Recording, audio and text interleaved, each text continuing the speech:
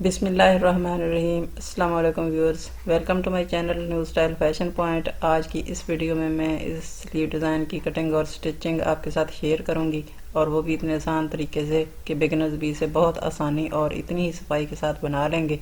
तो चलिए बिना टाइम ज़ाय किए इसे बनाना हम शुरू करते हैं। इसे हम डोरी लूप्स, फैब्रिक बटन और लेस के साथ तैयार करेंगे। तो पहले वो तैयार कर लेते हैं। फैब्रिक बटन के लिए मैंने लाइनिंग का कपड़ा लिया और उसके ऊपर मेन फैब्रिक को इस तरह से रखा है, और पहले से ये मोटी मोटी सिलाई लगाकर सुई के साथ बाहर से ऐसे इसकी सिलाई लगाकर दोनों कपड़ों को सिल लेंगे, और फिर इसे खींचकर इस तरह इसके अंदर बटन डाल देंगे, और ऊपर से इस तरह से इसकी सिलाई लगाकर ये फैब्रिक बटन इस तरह से तैयार कर लेंगे। तो इस तरह फैब्रिक बटन मैंने जल्दी तैयार किया है, क्योंकि वीडियो काफ़ी लंबी हो जाएगी अगर मैं इसे डिटेल में बताने लगूंगी। तो वैसे फैब्रिक बटन के लिए मैंने अलग से वीडियो बनाई है, उसका लिंक मैंने वीडियो के डिस्क्रिप्शन में दे दिया, वहां से देखकर भी आप ये फैब्रिक बटन बनाना सीख सकते हैं। तो अब ये कंट्रास्ट कपड़े की मैंने पट्टी ली और इसे कोने से इस तरह से फोल्ड करेंगे, और इस तरह इसकी रेप पट्टियाँ काट कर लेंगे। रेप पट्टियों की चौड़ाई मैंने तकरीबन 1.25 इंच ली है, और इस तरह सारी रेप पट्टियाँ काट लेंगे, और इस तरह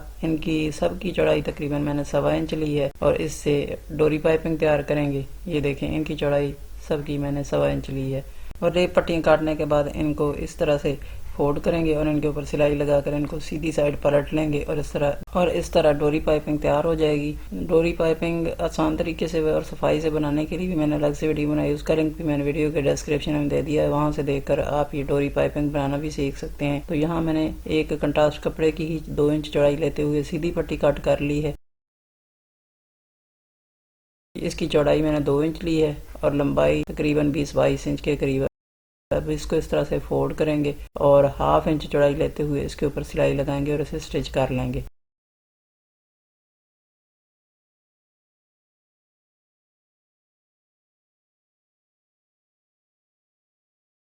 और इस तरह फोल्ड करके मैंने इसके ऊपर सिलाई लगा ली है तकरीबन 1/2 इंच चौड़ाई लेते हुए। अब इसको सुई की मदद से इस तरह से सीधी साइड पलट लेंगे,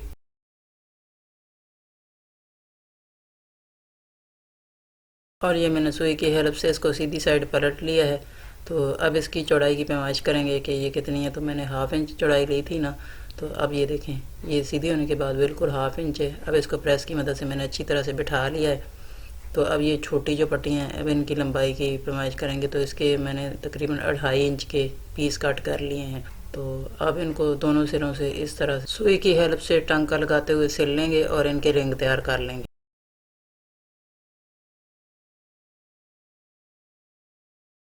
और ये इस तरह मैंने जोड़ लगाकर इसका रिंग तैयार कर लिया है। अब जो चौड़ी पट्टी 1/2 इंच की हमने तैयार की थी, उसका भी मैंने 2.5 इंच का इस पे एक पीस कट कर लिया है। अब इसको रिंग के अंदर इस तरह से डालेंगे और इसका जोड़ वाला जो हिस्सा है वो रिंग के अंदर छुपा देंगे, और इस तरह दोनों साइडों से इसकी सुई के साथ टांके लगाकर इसकी सिलाई कर देंगे, और इस तरह इसका जो जोड़ वाला हिस्सा है वो पट्टी के अंदर छुप जाएगा।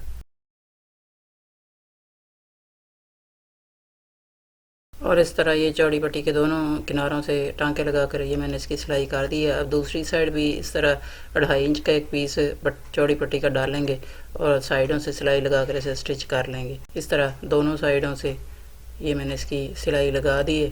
तो इस तरह सिलाई लगाकर इसको तैयार कर लिया है।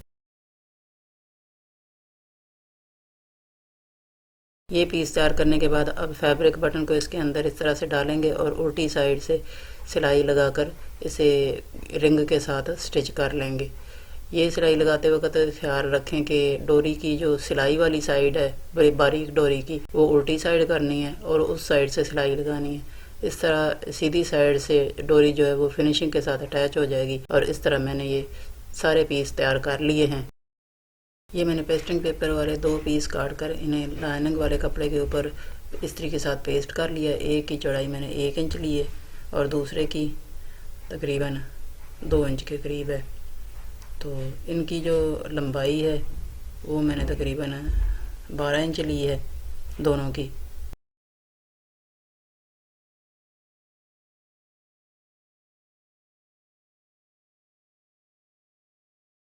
अब इन दोनों पीसेस के साइज़ के मेन फैब्रिक के 2 पीस कट कर लेंगे इनके ऊपर अटैच करने के लिए। ये देखें, तो इस तरह इनके साइज़ के बराबर मैंने मेन फैब्रिक के 2 पीस कट कर लिए हैं। अब इनको इसके ऊपर इस तरह से रखेंगे और सिलाई लगाकर इनको स्टिच कर लेंगे।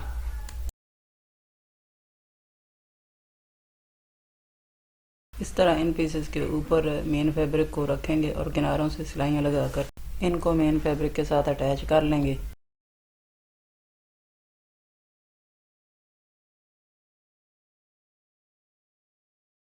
और इस तरह से मैंने ये दोनों लाइनिंग वाले पीस को मेन फैब्रिक के साथ सिलाइयाँ लगाकर अटैच कर लिया। और साइडों से फालतू कपड़ा काट देंगे।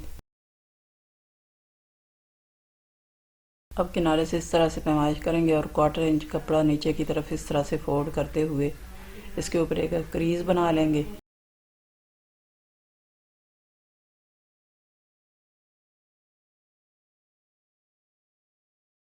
अब ये जो क्रीज बनाई है इसके ऊपर चौक के साथ इस तरह से निशान लगा लेंगे। और इसी तरह से अब दूसरे किनारे से भी 1/4 इंच कपड़ा फोल्ड करते हुए क्रीज बनाएंगे और इसके ऊपर चौक के साथ निशान लगाएंगे।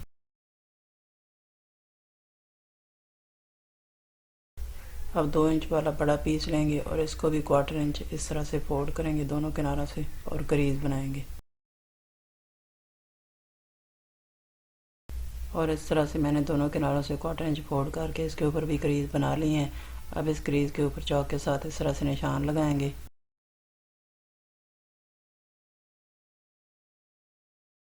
और इस तरह बड़े पीस के एक साइड किनारे पर मैंने क्रीज के ऊपर चौक के साथ निशान लगा लिया है। और दूसरी साइड जो क्रीज बनाई है उसे इस तरह से फोल्ड करेंगे और उसके ऊपर सिलाई लगा लेंगे।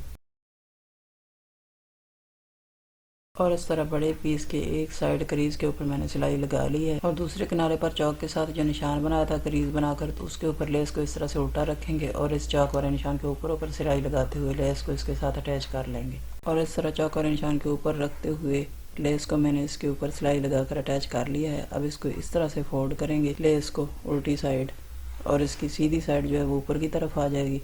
अब दूसरी साइड से इसे इस तरह से फोल्ड करेंगे और दोनों किनारों को इस तरह से मिलाएंगे। नीचे वाले किनारे पर तो मैंने पहले से फोल्ड करके सिलाई लगाई हुई है। अब दोनों किनारों को इस तरह से मिलाएंगे और दोनों किनारों को मिलाकर ऊपर वाली साइड यहाँ एक टॉप स्टिच लगा लेंगे। और इस तरह दोनों तरफ से ये सफाई के साथ स्टिच हो जाएगा। और इस तरह मैंने इसके ऊपर टॉप स्टिच लगाकर इसे तैयार कर लिया है। अब ये मैंने कागज़ का एक पीस ले लिया है, इसके ऊपर 2.5 इंच पर इस तरह से निशान लगाएंगे और फिर इसके ऊपर स्केल रख कर एक लाइन लगा लेंगे। अब इस निशान के ऊपर से इसकी कटिंग कर लेंगे। और इस तरह 2.5 इंच चौड़ाई लेते हुए मैंने ये कागज़ का पीस काट लिया है। अब इसके दोनों तरफ हाफ इंच के ऊपर निशान लगाएंगे।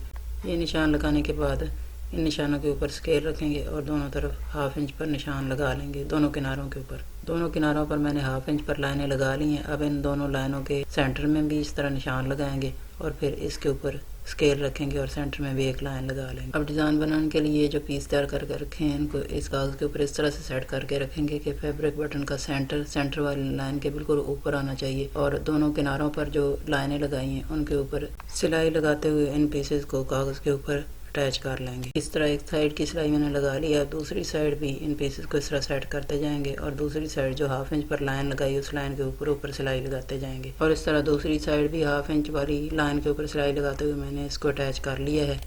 अब ये जो 1 इंच वाला पीस है इसके ऊपर मैंने फोल्ड करके क्रीज बनाई थी, तो इसे इस तरह से फोल्ड करके उस सिलाई के ऊपर एक तरफ ये सेट करेंगे और दूसरी तरफ ये जो मैंने पीस सिलाई करके रखा है इसको इसके ऊपर सेट करेंगे।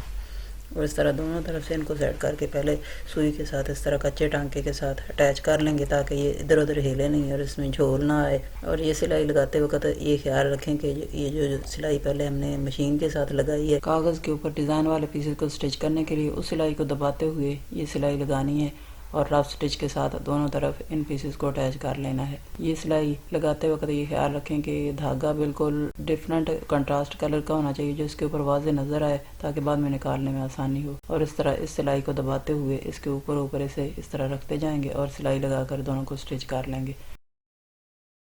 और इस तरह ये मैंने दोनों तरफ से रफ स्टिच लगाकर इसे अटैच कर लिया है। अब इन दोनों किनारों के ऊपर टॉप स्टिच लगा लेंगे और ये टॉप स्टिच दोनों तरफ किनारों के बिल्कुल ऊपर लगाना है। और इस तरह जब हम टॉप स्टिच लगाएंगे इसके ऊपर तो ये बिल्कुल सीधी सिलाई आएगी।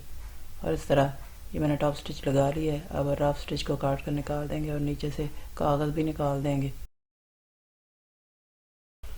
और इस तरह मैंने ये रफ स्टिच और कागज़ दोनों निकाल दिए हैं। और दोनों को निकालने के बाद अब ये जो टॉप स्टिच लगाए इसके दोनों साइड एक पैर का मार्जिन छोड़ते हुए एक सिलाई और लगाएंगे। इस तरह टॉप स्टिच के दोनों तरफ एक पैर का मार्जिन छोड़कर डबल सिलाई लगाने से डिज़ाइन के ऊपर फिनिशिंग आ जाएगी और सिलाई भी पक्की हो जाएगी। और ये सिलाइयाँ लगाने के बाद नीचे से ये जो फालतू पड़ा हुआ कपड़ा ये मैंने काट लिया है। और अब ये जो चाक के साथ 1/4 इंच का मार्जिन लेते हुए क्रीज बनाकर निशान लगाया था वो थोड़ा फीका पड़ गया था, तो इसको हम डार्क कर लेंगे ताकि इसके ऊपर जब लेस अटैच करें तो वो बिल्कुल सीधी आए।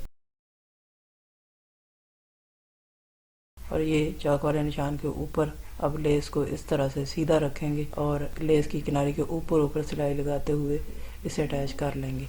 ये सिलाई बिल्कुल चाक वाले निशान के ऊपर आनी चाहिए और इस तरह सिलाई चाक वाले के निशान के ऊपर लगाते हुए ये मैंने लेस को अटैच कर लिया है। और इस तरह ये डिज़ाइन तैयार हो गया। अब स्लीव को इस तरह से सीधा रखेंगे और इसके ऊपर डिज़ाइन को उल्टा रखेंगे और पहले वाली सिलाई को दबाते हुए इसके ऊपर सिलाई लगाएंगे और इसे स्लीव के साथ अटैच कर लेंगे। और इस तरह ये मैंने पहले वाली सिलाई को दबाते हुए इसके ऊपर सिलाई लगा ली है और डिज़ाइन को स्लीव के साथ अटैच कर लिया है। अब डिज़ाइन को इस तरह से सीधी साइड पलट लेंगे और लेस के साथ साथ कपड़े के ऊपर इस तरह से टॉप स्टिच लगा लेंगे। इस तरह सिलाई पक्की हो जाएगी और डिज़ाइन के ऊपर फिनिशिंग आ जाएगी। और इस तरह मैंने ये टॉप स्टिच भी लगा लिया और इस तरह हमारा ये स्लीव डिज़ाइन बनकर तैयार हो गया है। और ये इसकी फाइनल लुक है। देखा कितना ब्यूटीफुल लग रहा है और पहनने के बाद ये कुछ इस तरह से नज़र आएगा। अगर आपको हमारा ये स्लीव डिज़ाइन और वीडियो पसंद आए तो इसे लाइक और शेयर ज़रूर करें और हमारे चैनल को सब्सक्राइब करें। इसके साथ ही लगे बेल के बटन को भी प्रेस कर लें। इसका ये फ़ायदा होगा कि हमारी वीडियो अपलोड करते ही सबसे पहले आपको मिलेगी। इसके साथ ही मुझे इजाज़त दीजिए। इंशाल्लाह किसी और डिज़ाइन के साथ फिर हाज़िर हो जाऊँगी। तब तक के लिए दुआ में याद रखिएगा। Thanks for watching. अल्लाह हाफिज़।